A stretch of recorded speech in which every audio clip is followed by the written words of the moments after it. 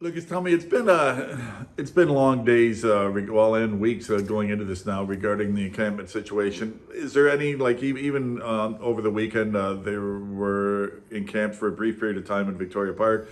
Now it's back to Brookside, but I mean, is it taking a toll on everything? And I know obviously, and I don't want to take over this, but I mean obviously there's situations that work all the way around. It's not just about municipal; it's about the people that are unhoused as well. But I mean, it's a complex situation. Well, I think I'm going to take one thing you said right there and start with that, Pete.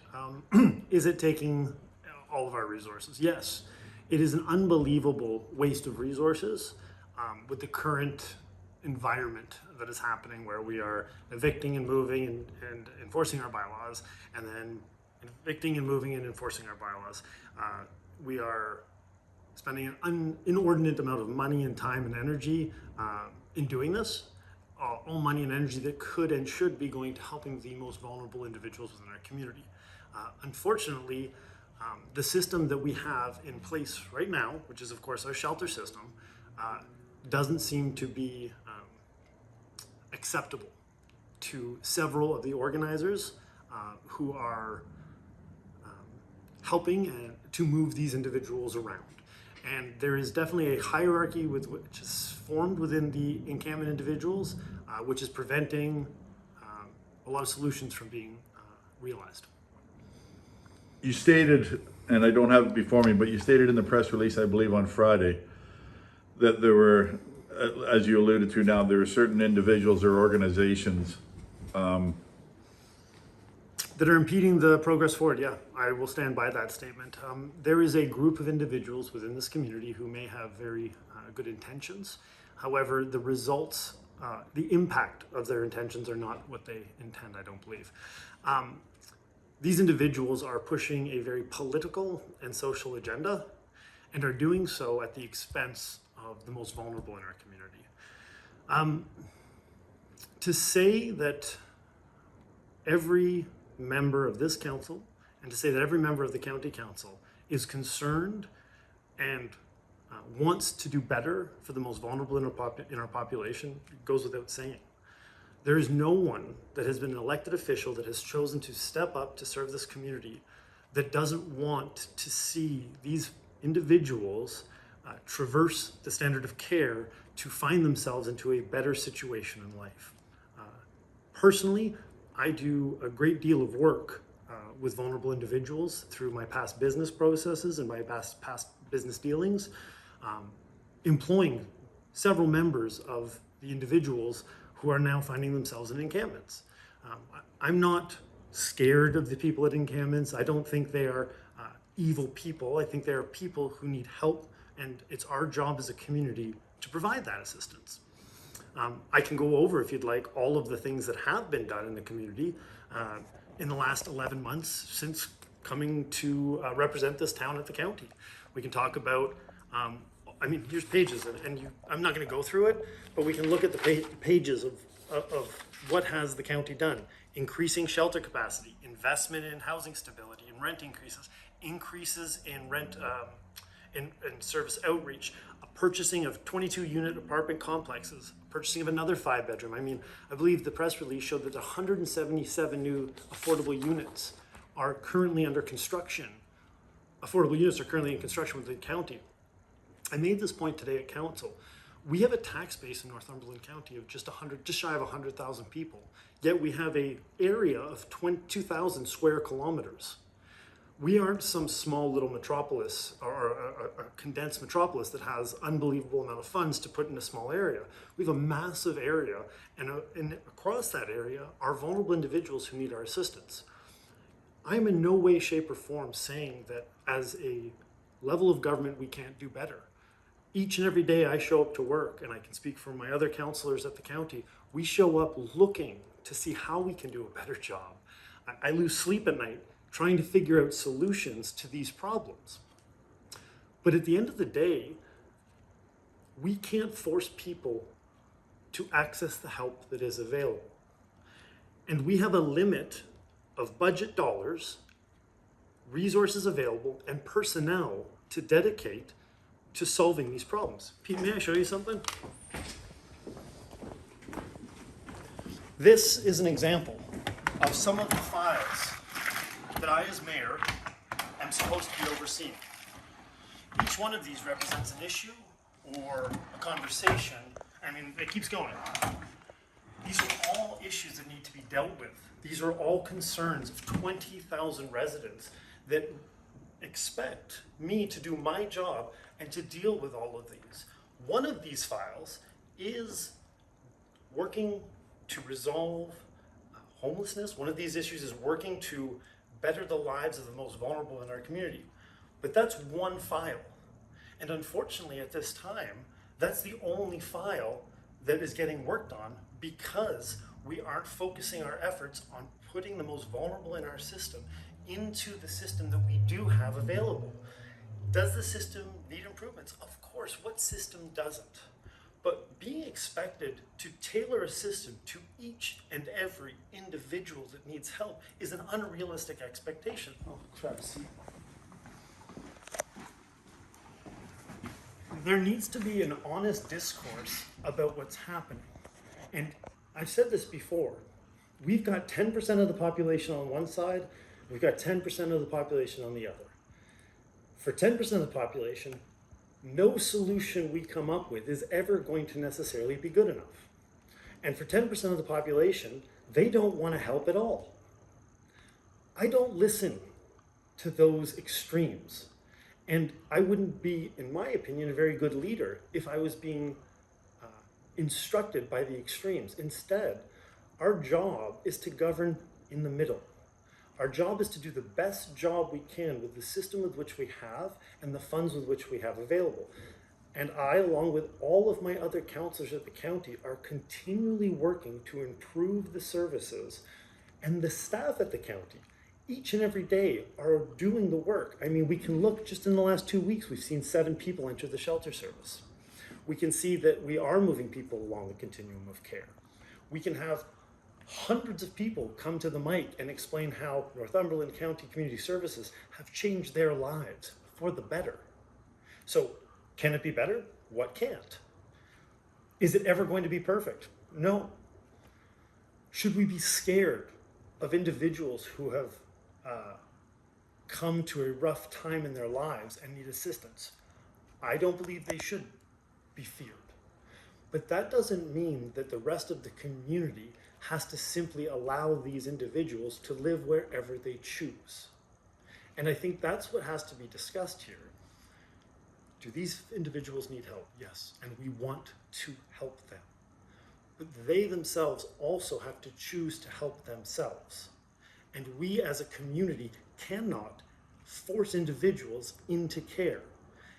And we as a council have been very clear that we expect our bylaws to be upheld because that's what our community wants from us.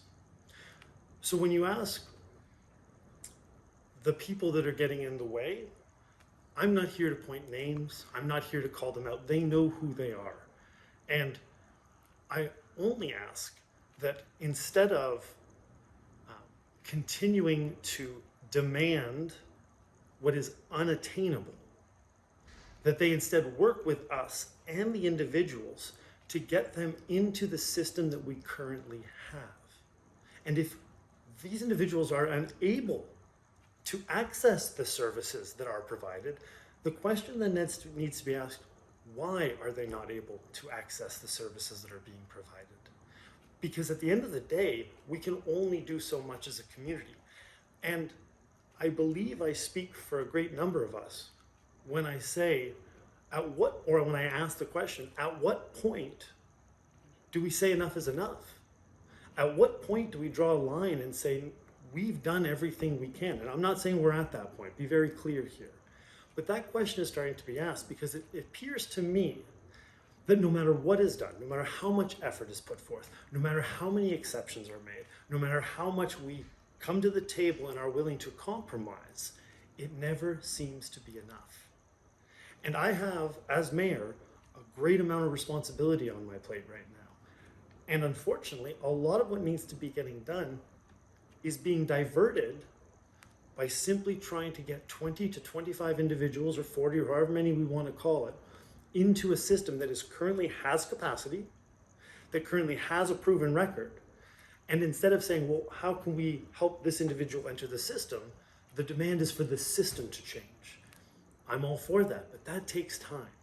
So in the interim, while we are working to modify, while we are working to provide better services, while we are coming to the table to meet in the middle and to try and do better, we also have to have the other side come to the table and be willing to compromise and understand that this is a system and it's not perfect, but it's what we've got.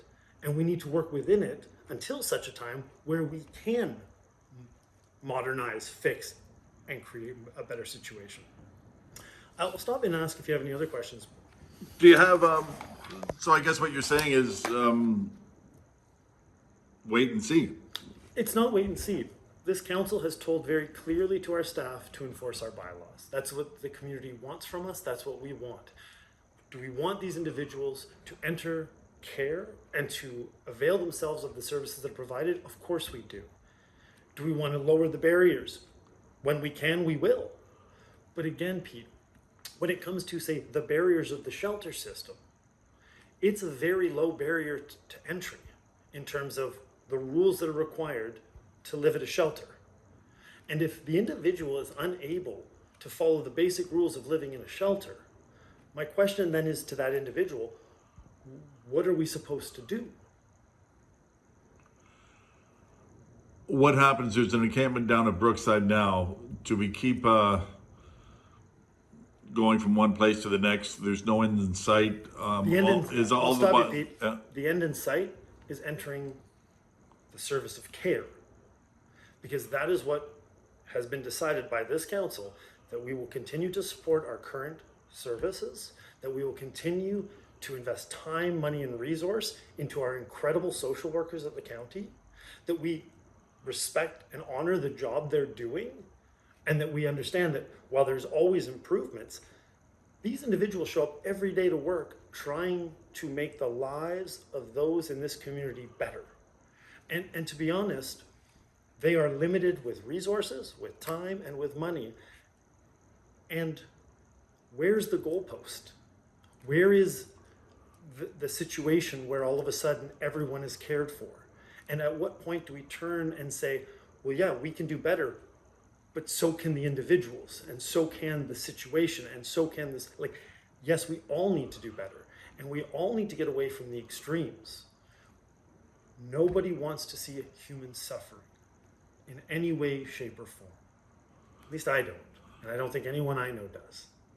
But the thing with the encampments is if they can keep going, or if they keep going, there's really, all that you can do is enforce the bylaws, give the 24 to 48 hour notice, and just move on. So it's, if that keeps happening, and I say if, like you say, nobody wants it, but if it keeps happening, it's a heck of a drain on resources. It is a continual drain on resources, and at the end of the day, the individuals who continue to push their very political and social agenda have to start asking themselves questions.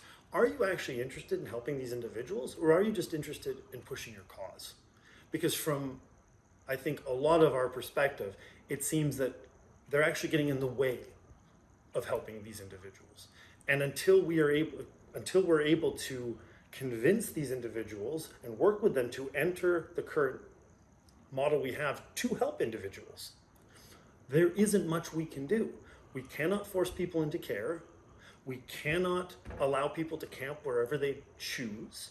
That is not an option in my opinion, nor is it the option to expect our shelter staff, or the shelter staff, to tolerate abuse, to tolerate drug use, to tolerate verbal assault, and therefore those rules have to be followed.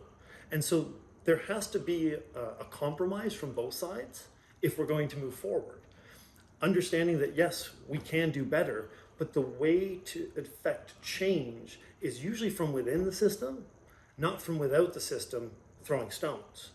And I ran to get into the system to make changes. I want to see better care of our community. I want to see more fiscal responsibility so we have the ability to spend money. I want to see better planning so that we have a future where we can have a society that is more inclusive and caring. But that takes time, work, and effort, and it requires cooperation, which means we actually have to get the people to cooperate with understanding that there are limits to what can and can't be done within a system that is meant to serve all. Last question. I've always said that, and obviously I could be wrong, but I've always said sometimes it's better that the people that are in need go to people that make the decisions rather than have second or third parties do their work, because at least they can describe, they can meet with you and the decision makers one-on-one to explain their problems one-on-one, as opposed to through other people's mouths.